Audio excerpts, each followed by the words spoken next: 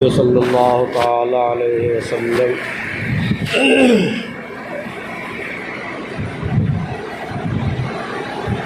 ان امتی یدعون یوم القیامت غرا محجلین من آثار الوضوء او کما قال علیہ الصلاۃ والسلام۔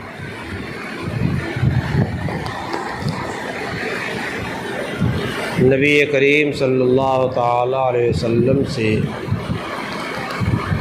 صحابہ کرام نے ایک ایک مسئلے کو حل کیا۔ کبھی نبی کریم صلی اللہ علیہ وسلم نے از خود بیان کیا اور کبھی صحابہ کرام نے پوچھا، سوال کیا تو بیان کیا۔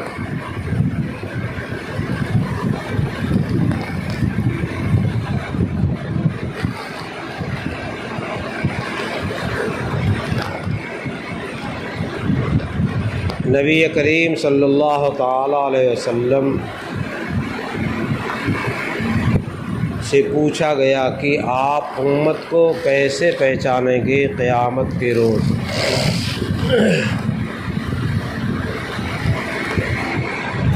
نبی کریم صلی اللہ تعالیٰ علیہ وسلم نے ارشاد فرمایا، میری امت کے لوگوں کی ایک خاص علامت ہوگی قیامت کے میدان میں۔ کیا علامت ہوگی؟ یہ غرم محجلین ہوگی۔ غرم محجلین کا مطلب کیا ہے؟ وہ گھوڑا جس کی پیشانی سفید ہو اور اس کی ٹانگیں سفید ہوں، عرب کے لوگوں کے ہاں بہت محبوب سمجھا جاتا تھا اور وہ حسین گھوڑا سمجھا جاتا تھا۔ تو اگر کہیں اونٹوں کو ریوڑ میں گھوڑوں کے جھنڈ میں، گھوڑوں کے ریوڑ میں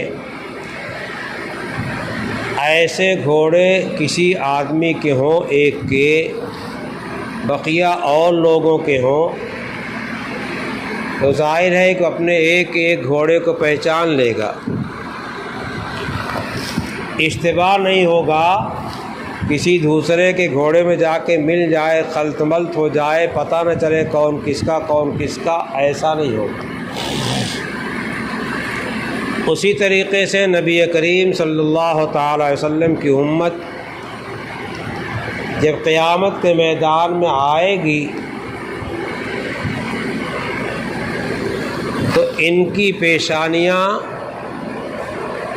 ان کے ہاتھ پیر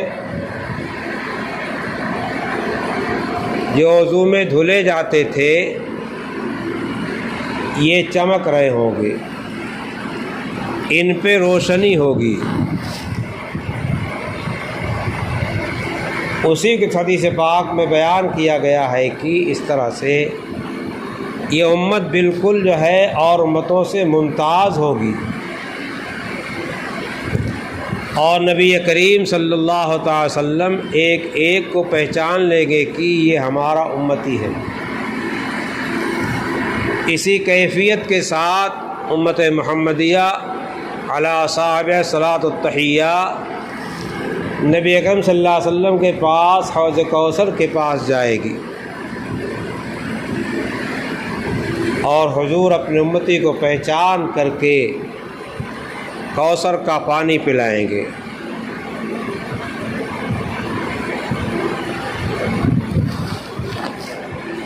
اللہ کے حبیب نے ارشاد فرمایا صلی اللہ تعالی علیہ وسلم،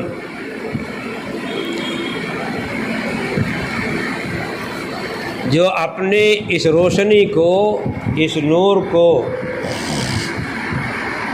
بڑھانا چاہتا ہے، روشن کرنا چاہتا ہے، تو ایسا کر لے، یعنی وضو کا سنت کے مطابق اہتمام کر لے۔ وضو کا جو سنت طریقہ ہے،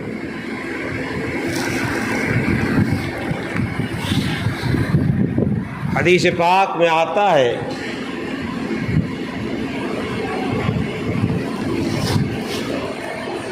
مفتاح الجنت الصلاۃ، جنت کی کنجی نماز ہے، اور مفتاح الصلاۃ الطہور، اور نماز کی کنجی پاکی ہے، وضو ہے، غسل ہے۔ کنجی کے ذریعے سے آدمی مکان کا تالا کھول کر کے مکان میں داخل ہوتا ہے، پھر مکان میں جو راحت و آرام کے سامان ہیں، کھانے پینے کے سامان ہیں، خوشی کے سامان ہیں، عیش کے سامان ہیں، ان سامانوں سے یہ بندہ کیا ہوتا ہے؟ متمتع ہوتا ہے، نفع اٹھاتا ہے۔ اسی طریقے سے نماز میں داخل ہونے کے واسطے کنجی جو ہے وہ طہارت ہے، پاکی ہے، وضو ہے، غسل ہے۔ نماز میں داخل ہونے کے لیے جب تک یہ کنجی نہیں ہوگی تب تک کوئی نماز لاکھوں رکعتیں پڑھ ڈالے اس کا کوئی بھروسہ نہیں، بے وضو نماز پڑھنے کا کوئی بھروسہ نہیں ہے، وہ نماز نہیں ہوگی۔ نماز کی نقالی تو کہا جا سکتا اس کو نماز نہیں کہا جا سکتا۔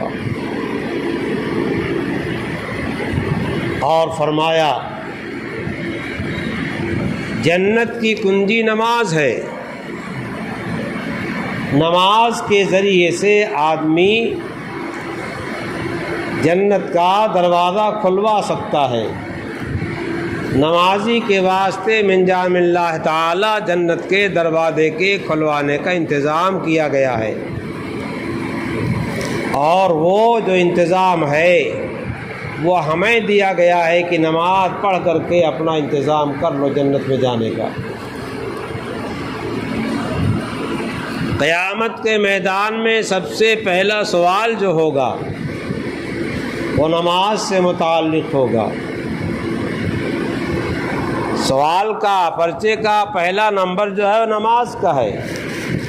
جس کا سوال کا پہلا پرچہ حل ہو جاتا ہے اور پہلا اچھا لکھ دیتا ہے تو دوسرے تیسرے میں رعایت کی جاتی ہے، مراعات ہوتی ہے۔ تو اگر جنت میں جانا ہے تو جنت میں جانے کی کنجی نماز کو اختیار کرنا پڑے گا، اور دو ہی جگہ وہاں ہے، بہت کشادہ، بہت وسیع عریض، یہاں اس کا اندازہ نہیں بتایا جا سکتا، وہیں دیکھنے کے بعد پہنچنے کے بعد ہی معلوم ہوگا۔ ایک مکان کا نام جنت ہے اور دوسرے کا نام جہنم ہے۔ جنت والے اعمال ہوں گے تو جنت میں جائے گا، اور جہنم والے اعمال ہوں گے تو جہنم میں جائے گا۔ بہرحال نماز جنت کی کنجی ہے، اور پاکی، طہارت، وضو، غسل جو ہے یہ نماز کی کنجی ہے۔ اس لیے جب ہم وضو کرتے ہیں تو ہمیں اس دھیان سے وضو کرنا چاہیے کہ ہم جو ہے نماز کی کنجی تیار کر رہے ہیں، نماز کی کنجی خرید رہے ہیں، اللہ کے حکم کے مطابق، اللہ کے رسول کے حکم مطابق وضو کر کے۔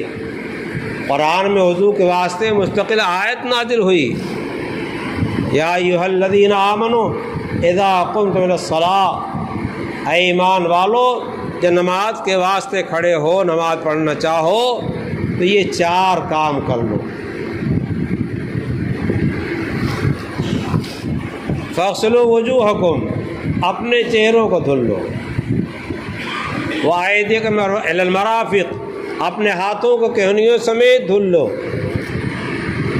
وامسحوا برؤوسکم، اپنے اپنے سروں کا مسح کر لو، وارجلکم الی الکعبین، اور ٹخنوں تک جو ہے اپنے پیر دھل لو۔ یہ چار چیزیں وضو میں فرض ہیں۔ اس کے علاوہ نبی پاک صلی اللہ علیہ وسلم نے سنتیں بیان کیا ہے۔ بسم اللہ کر کے وضو کرے، نماز کے درست ہونے کی نیت کرے۔ اگر نماز کے درست ہونے کی پاکی کی نیت نہیں کرتا ہے اور ایسے وضو کر لیتا، نماز تو ہو جائے گی لیکن وضو کا ثواب نہیں پائے گا، وضو کا ثواب اور بدلہ قیامت میں نہیں پائے گا۔ چلیے ہو گیا کام، اور نماز پڑھ لو گے تو ہو جائے گی۔ اس واسطے وضو کا بہت اہتمام کرنا چاہیے، تنہائی وضو کرنا چاہیے۔ اگر یاد ہو تو وضو کرتے کرتے وضو کے عادات دھلنے کی جو دعائیں ہیں ان دعاؤں کا اہتمام کرنا چاہیے۔ نہیں یاد ہے تو کم سے کم اتنا کام کرے کہ وضو کرتے ہوئے یہ سمجھے کہ میں نماز کی تیاری کر رہا ہوں، نماز کا انتظام کرنے جا رہا ہوں، تو کم سے کم دنیا کی باتیں نہ کرے، ادھر ادھر جو ہے توجہ نہ لے جائے۔ جتنا حاضر دماغی کے ساتھ استحضار کے ساتھ وضو کرے گا، نماز میں اسی لحاظ سے دل لگے گا، اور وضو کو مکمل کرنے کی کوشش کرنا چاہیے۔ حدیث پاک میں آیا ہے، نبی کریم صلی اللہ تعالی وسلم نے ارشاد فرمایا، الا ادلکم ما یمحو اللہ بہ الخطایا، تمہیں ایسی چیز نہ بتاؤں جس کی وجہ سے اللہ تعالیٰ گناہوں کو معاف فرما دے گا، گناہوں کی مغفرت کر دے گا۔ وترفع بہ الدرجات، اور اللہ تعالیٰ تمہارے درجات جنت میں بلند کر دے گا۔ صحابہ نے عرض کیا، ضرور ارشاد فرمایا یا رسول اللہ۔ قالوا بلا یا رسول اللہ، حدیث پاک کے الفاظ ہیں، صحابہ نے کیا ضرور بیان فرمائیں آپ، ضرور بیان فرمائیں آپ۔ قال اسباغ الوضوء علی المکارہ، پورا پورا وضو کرنا، کوئی کمی اور نقص نہ چھوڑنا، اور خاص کر ایسے وقت میں جب وضو کرنے کو طبیعت نہ چاہ رہی ہو، سستی ہو طبیعت میں، اٹھنے کی نہیں چاہ رہا ہے، نماز پڑھنے کو نہیں جی چاہ رہا ہے، اور اٹھا اور وضو کر لیا اور جا کے نماز پڑھ لیا۔ جاڑے کے موسم ہے، ٹھنڈک لگ رہی ہے، لیکن وضو پورا پورا کر رہا ہے، بسم اللہ پڑھ رہا ہے، نیت کر رہا ہے، مسواک کر رہا ہے، اور 3 مرتبہ ہاتھ دھل رہا ہے، کلی کر رہا ہے، 3 بار ناک میں پانی ڈال رہا ہے، اور آگے تک کے اعمال کر رہا، چہرہ 3 بار دھو رہا ہے، ہاتھ 3 بار دھو رہا ہے، اور چہرے میں کوئی جگہ ایسی نہیں چھوٹ رہی ہے جو ہے رہ جائے۔ کیوں؟ اگر ایک بال کے برابر بھی جگہ رہ گئی سوکھی جہاں پانی نہیں پہنچا ہے تو وضو نہیں ہوگا، اور جو وضو نہیں ہوگا نماز نہیں ہوگی، اور نماز نہیں ہوگی تو جنت کی کنجی تیار نہیں ہوگی۔ عام طریقے پہ داڑھی والے یہ کان کے بغل کا جو حصہ ہوتا ہے اس کو جو ہے بے توجہی سے چھوڑ دیا کرتے ہیں۔ یہ کان کا جو حصہ ہے یہاں تک جو ہے چہرے کی حد ہے، یہاں تک دھلا جائے گا، اگر نہیں دھلے گا اور کچھ کسر چھوڑ دے گا تو وضو نہیں ہوگا، وضو نہیں ہوگا تو نماز نہیں ہوگی، اور نماز نہیں ہوگی تو جنت میں جانے کا جو انتظام تھا نماز کا ادا کرنا وہ کالعدم ہو گیا، بیکار ہو گیا۔ اس لیے جاڑے کے موسم میں جب طبیعت نہیں چاہتی ہے ایسے اللہ تعالی وضو کر لیتا ہے تو چہرہ پورا دھل رہا ہے اور ہاتھ کے انگلیوں سمیت دھل رہا ہے۔ یہ پیچھے کا حصہ غفلت میں کبھی رہ جاتا ہے، خاص کر بڑھاپے میں کھال جو ہے کھری ہو جاتی ہے، خشک ہو جاتی ہے تو دشواری ہوتی ہے پانی پہنچنے میں، خیال سے پہنچائے، اس کا اہتمام کرے، سنت کے مطابق وضو کرے۔ مسواک عام طریقے پر آج چھوٹی ہوئی ہے اور نئی چیزیں انجن منجن آ کر کے اس نے مسواک کی سنت کو ختم کر دیا۔ مسواک وضو کی سنت ہے، امام شافعی رحمۃ اللہ علیہ فرماتے ہیں مسواک نماز کی سنت ہے، یہ ان کی اپنی تحقیقی بحث ہے، لیکن وضو کی سنت ہے جب بھی تو وضو نماز کے واسطے کیا جا رہا ہے۔ اگر کوئی آدمی مسواک کر کے نماز پڑھتا ہے تو اس نماز سے جو بغیر مسواک کے پڑھی گئی ہے 70 گنا اس کا اضافہ ہو جاتا ہے۔ ہم روزانہ 70 گنا ثواب چھوڑ رہے ہیں، ہمیں کوئی پرواہ نہیں ہے، دنیا کے نفع کے واسطے رات دن ایک کر دیتے ہیں، اور آخرت کا جو نفع ہمیشہ باقی رہنے والا ہے اس کی فکر نہیں کرتے، اس کی فکر کرنی چاہیے،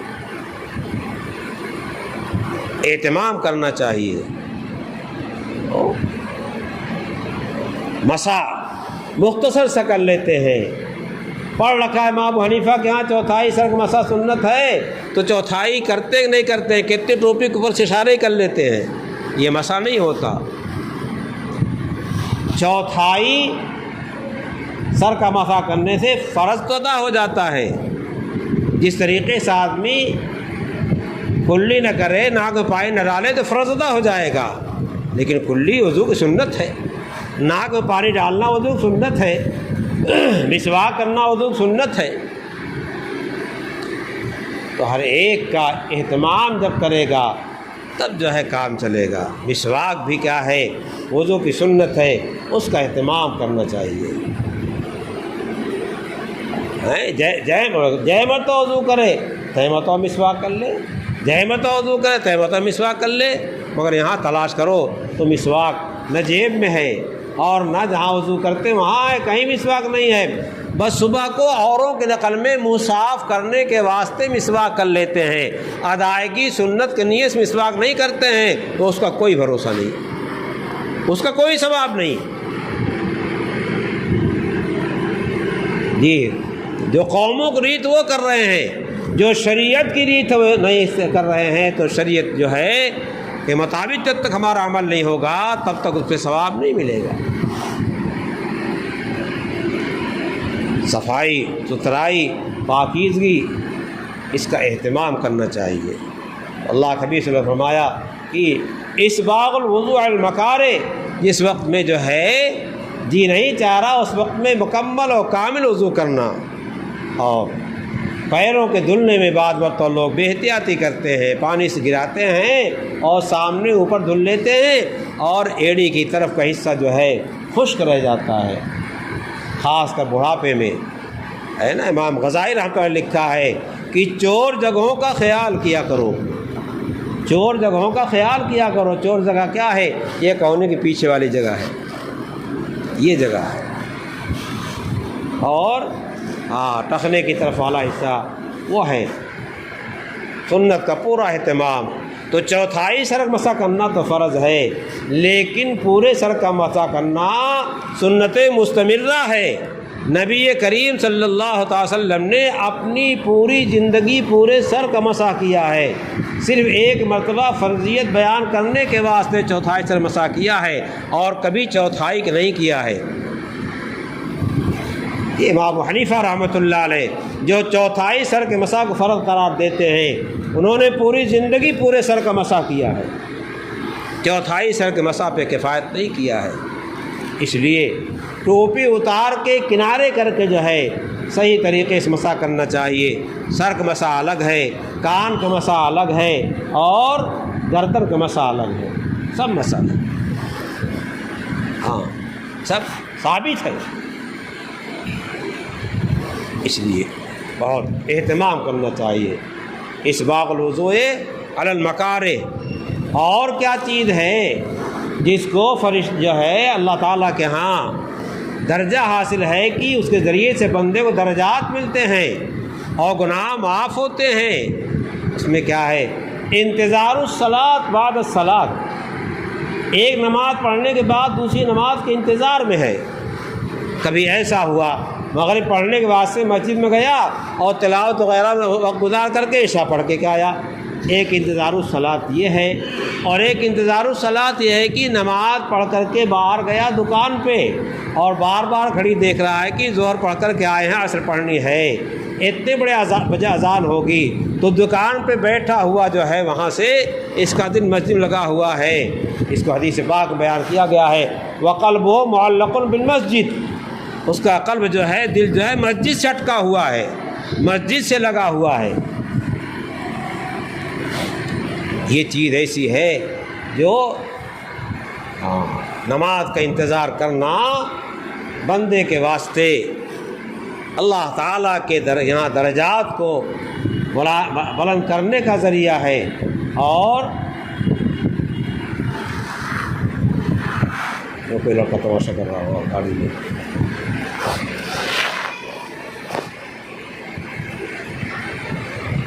گناہوں کے معاف ہونے کا ذریعہ ہے انتظار الصلاۃ بعد الصلاۃ۔ تیسری چیز حدیث پاک بیان کیا جس کے ذریعے سے درجات بلند ہوتے ہیں اور خطائیں معاف ہوتی ہیں، کیا ہے؟ کثرت الخطا الی المساجد، کثرت الخطا الی المساجد۔ خطا کہتے قدم کو، قدم کی کثرت مسجد کی طرف، یعنی مسجد کی طرف بار بار جاتا ہے، مسجد کی حاضری بار بار دیتا ہے، مسجد طرف بار بار جاتا ہے، یہ کثرت خطا ہے۔ جب دیکھو تب مسجد جا رہا ہے، جب دیکھو تب مسجد جا رہا ہے، جب دیکھو تب مسجد جا رہا ہے، نماز میں جا رہا ہے، تلاوت کے واسطے جا رہا ہے، کسی نماز پڑھنے کے واسطے جا رہا ہے، واعظ کے واسطے جا رہا ہے، واعظ کہنے کے واسطے جا رہا ہے، واعظ سننے کے واسطے جا رہا ہے، جماعت کے مشورے کے واسطے جا رہا، بار بار مسجد جا رہا۔ اور کثرت و خطا کی ایک شکل یہ بھی ہے کہ مسجد سے مکان دور ہے، مسجد سے مکان دور ہے، تو اب جب دور سے جائے گا مسجد تک تو قدم زیادہ پڑیں گے، قدم زیادہ پڑیں گے۔ ایسا آدمی جو مسجد سے دور ہے لیکن نماز کا پابند ہے، جماعت کا پابند ہے، وہ دور سے چل کر کے آتا ہے مسجد میں اور جماعت کے ساتھ نماز پڑھتا ہے، تو اس کے واسطے یہ بشارت ہے کہ اللہ تعالیٰ اس کے گناہوں کو معاف فرمائیں گے اور اس کے درجات کو بلند کریں گے۔ اس واسطے وضو کا بہت اہتمام کرنا چاہیے اور سنت کے مطابق وضو کرنا چاہیے، اور وضو کو معمولی چیز نہیں سمجھنا چاہیے، وضو کو نماز کا آلہ سمجھ کر کے، نماز کے واسطے نیت کر کے، نماز پڑھنے نیت کر کے وضو کرنا چاہیے تاکہ وضو کا ثواب بھی ملے۔ مسواک کا ہر وضو کے وقت اس میں اہتمام کرنا چاہیے، نہیں تو کم سے کم وہ وضو جس کے نماز پڑھنے جا رہا ہے اس وقت میں تو اہتمام کرنا ہی چاہیے۔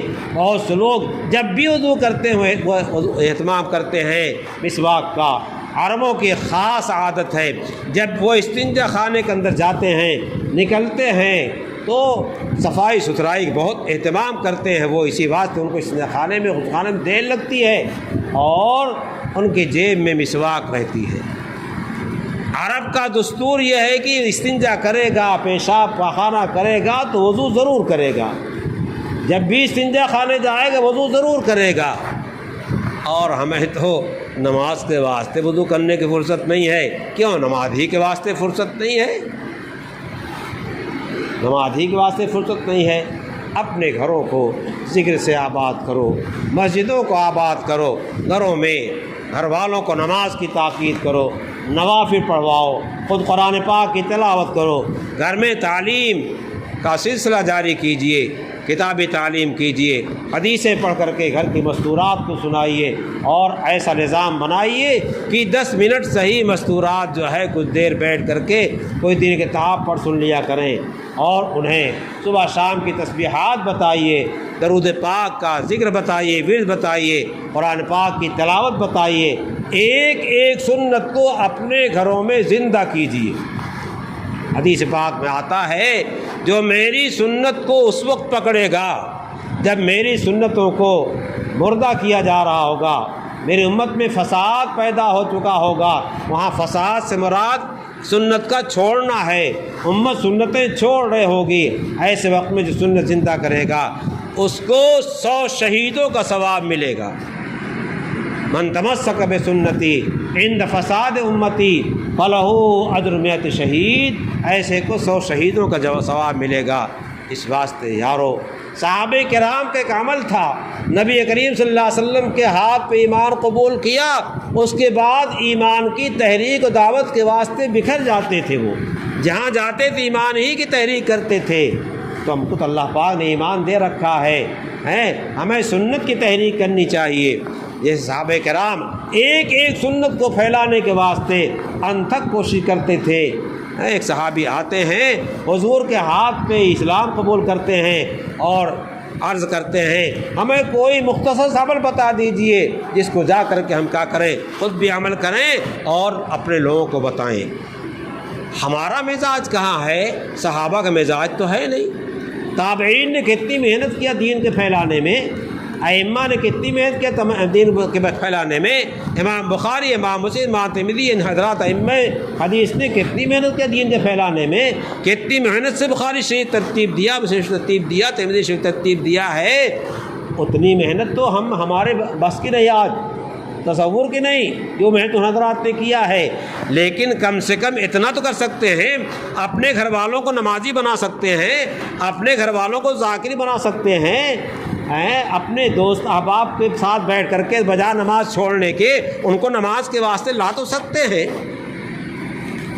قبر میں یہی نماز کام دے گی، یہی وضو کام دے گا، یہی اعمال صالحہ کام دیں گے۔ جنت کے درجات اس وقت تک نہیں ملیں گے جب تک اعمال صالحہ نہیں ہوں گے۔ ایمان پہ جنت کا فیصلہ ہوگا، جنت کی نعمتوں کا فیصلہ جو ہے اعمال پہ ہوگا۔ ہم اعمال کے لحاظ سے کمزور ہیں، اس واسطے ہم پہ مصائب آ رہے ہیں، مصیبتیں آ رہی ہیں، بلائیں آ رہی ہیں۔ اعمال میں قوت کے اختیار کیجیے، اللہ تعالیٰ اپنی رحمت کا عطا فرمائے گا۔